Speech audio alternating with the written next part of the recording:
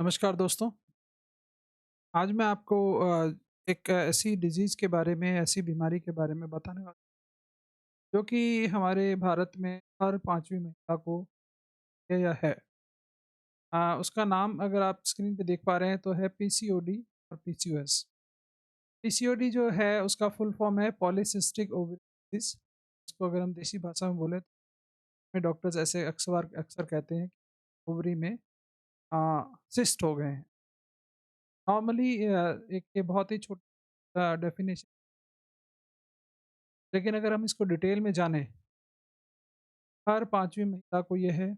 शहरों में इसका अनुपात या इसका जो रेशो है वो बहुत ज़्यादा बढ़ रहा है और धीरे-धीरे गाँव में भी इसकी प्रतिशत बढ़ती जा रही है, क्योंकि उसका सबसे बड़ा कारण है कि फिज़िकल मूवमेंट जो है वो बिल्कुल धीरे-धीरे कम हो रहा है, या धीरे-धीरे समाप्त हो रहा है। चलिए दोस्तों, इसके बारे में पूरी जानकारी लेने के लिए मैं अपना जो प्रोडक्ट का पूरा डिटेल है उसके ऊपर चलते हैं और आपको मैं जानकारी देना चाहूँगा कि ये किस तरह से होती है और क्या-क्या इसके और भी रीज़न्स हैं। साथ-साथ में मैं आपको हर तरह के अवेयरनेस का पार्ट भी लेके चलूँगा। इसमें आप जानेंगे, पहचानेंगे कि ये बीमारी हम इससे बच कैसे सकते हैं या इसका हमारे पास सॉल्यूशन। मैं आपकी इसकी फुल फॉर्म बता चुका हूँ, that is polycystic ovarian disease. और जब ये दिखने लग जाती है तो इसके सिंड्रोम कहलाने लग जाते हैं, हम उसको पीसीओएस कहने लग जाते हैं। दोस्तों, आज का जो इसका एजेंडा है उसमें सबसे पहला तो कारण है कि ये होती इसलिए है क्योंकि हमारा शरीर का जो हार्मोनल बैलेंस है वो बिगड़ जाता है, तो इम्बैलेंस हो जाता है। और उसका कारण है कि एंड्रोजेनिक हार्मोन्स बढ़ने लग जाते हैं बॉडी में। जब एंड्रोजेनिक हार्मोन्स बढ़ेंगे, यानी ये एंड्रोजेंस जो होते हैं ये मेल हार्मोन्स होते हैं, तो इनके अगर बढ़ावे होगा तो चेहरे पे बाल उगना और इस तरह के जो आदमियों में जो लक्षण पाए जाते हैं, उन चीज़ों का इसमें ज़्यादा बढ़ोतरी होती है। दूसरा, इसकी वजह से पीसीओडी की वजह से आपका इंसुलिन डिस्टर्बेंस होता है, इंसुलिन रेजिस्टेंस भी डिस्टर्ब हो जाता है, जो कि एक बहुत बड़ा कारण है हमारे यहाँ डायबिटीज़ में बढ़ने में और मोटापा बढ़ने में।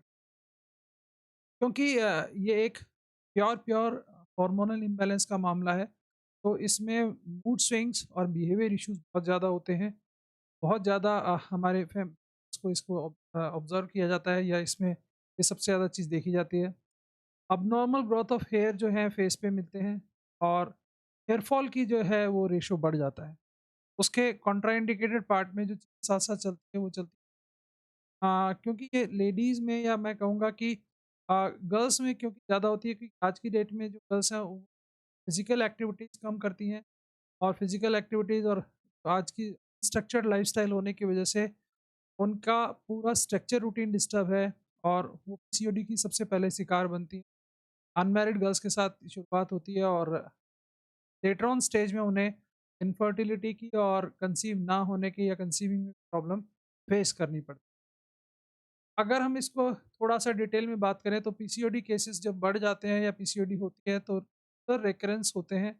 आपके मेंसेस जो हैं वो स्पैन बढ़ जाता है, इर्रेगुलर पीरियड्स होते हैं, इर्रेगुलर फ्लो होता है और इसको आपको ऐसे समझिए, सेल्स बनते हैं, वो एक रिंग के फॉर्म में एक्सेसिव मात्रा में बनने लग जाते हैं, जिसकी वजह से सिस्ट फॉर्मेशन चालू हो जाती है।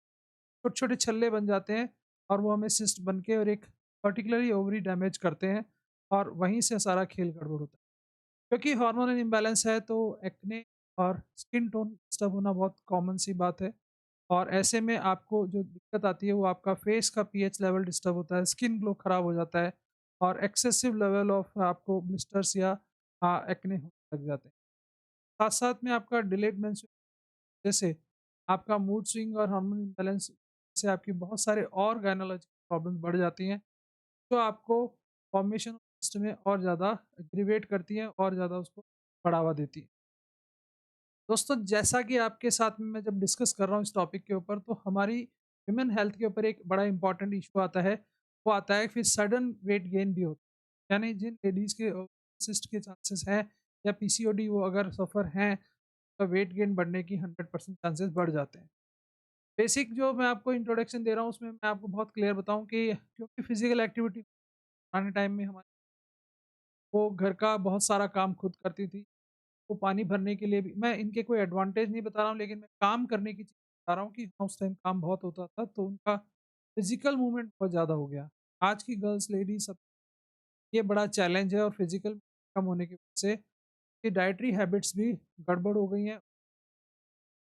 इम्बैलेंस ऑफ शुगर लेवल हमारा पीसीओडी केस के अंदर बढ़ ही जाता है। मैंने आपको बताया कि इंसुलिन रेजिस्टेंट का है, वो आपका इशू रेज हो जाता है। थायराइड इसके अंदर एक बहुत बड़ा मेजर रोल प्ले करता है। थायराइड के बढ़ने के भी चांसेस बढ़ जाते हैं, और उसके सबसे पीछे रीज़न बहुत क्लियर है, चेंज ऑफ लाइफ़स्टाइल।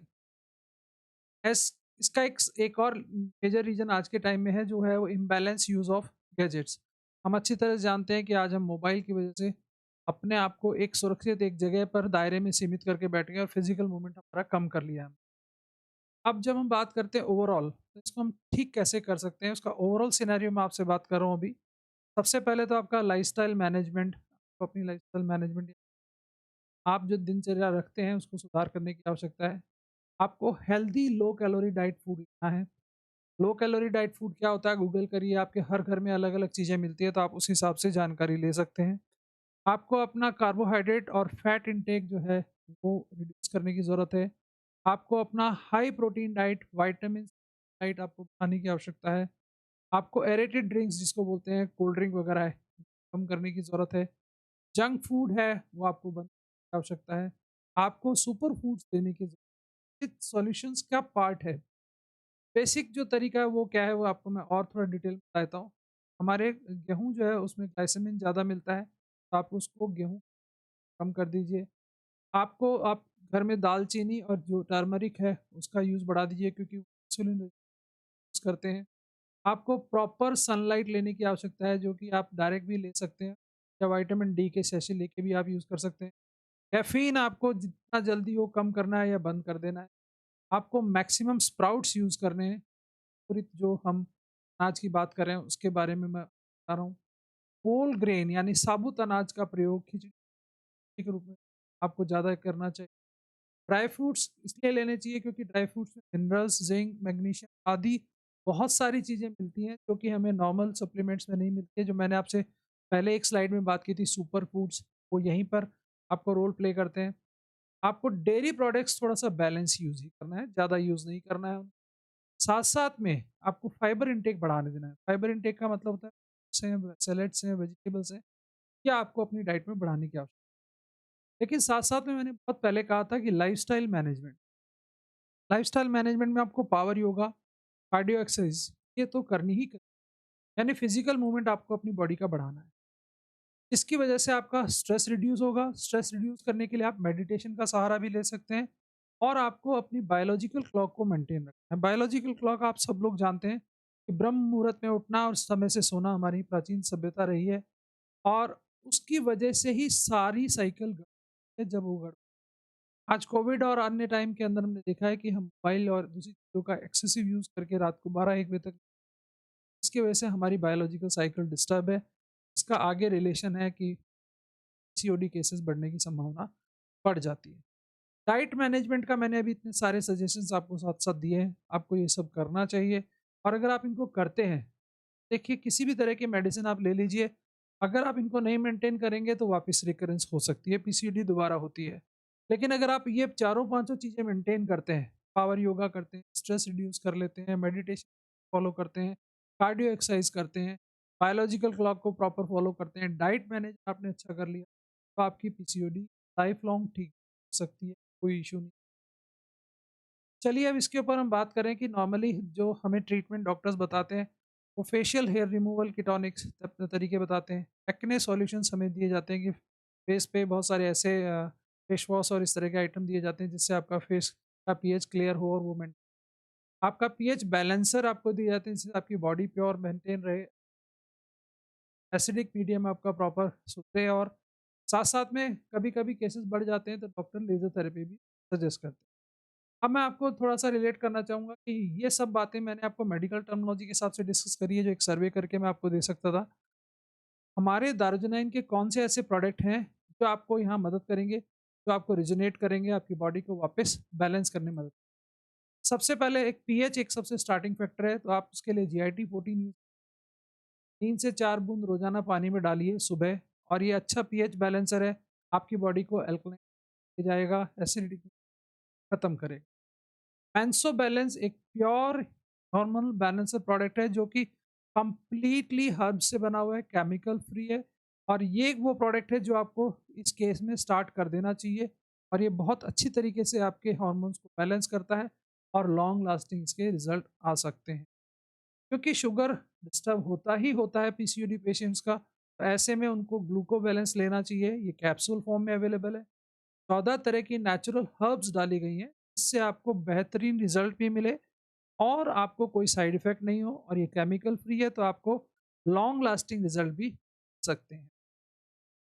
मैंने अभी आपसे ज़िक्र किया था कि हमें इसमें मल्टीविटामिन विटामिन लेना चाहिए, मिनरल्स लेने चाहिए, ओमेगा 3 का बहुत अच्छा रोल है, प्रोबायोटिक की आवश्यकता है, हर्बल एक्सट्रैक्ट की आवश्यकता है, एंटीऑक्सीडेंट्स की आवश्यकता है। सबका एक कॉम्बो हमारे पास अवेलेबल है 360F। ये एक ऐसा प्रोडक्ट है जो hormonal imbalance, vagina pH balance और आपकी बॉडी को एक री एनर्जाइज करने के लिए बेहतरीन कॉम्बिनेशन है। अगर आप पीसीओडी के दौरान इस प्रोडक्ट को लेते हैं तो आपको रिजल्ट्स अच्छे मिलेंगे। साथ-साथ में, क्योंकि मैंने आपको बताया कि हेयर लॉस और हेयर रिलेटेड प्रॉब्लम्स आती हैं, तो आपको हमारा जो स्टार्टिंग करें तो हमारे शैम्पू रेंज भी अवेलेबल है, कंडीशनर रेंज अवेलेबल है और हेयर रिपेयर टॉनिक भी है। तो आप ये हमारा कंडीशनर है, इसको आप यूज़ कर सकते हैं। कॉम्बिनेशन में आप शैम्पू यूज़, साथ-साथ में हेयर रिपेयर टॉनिक।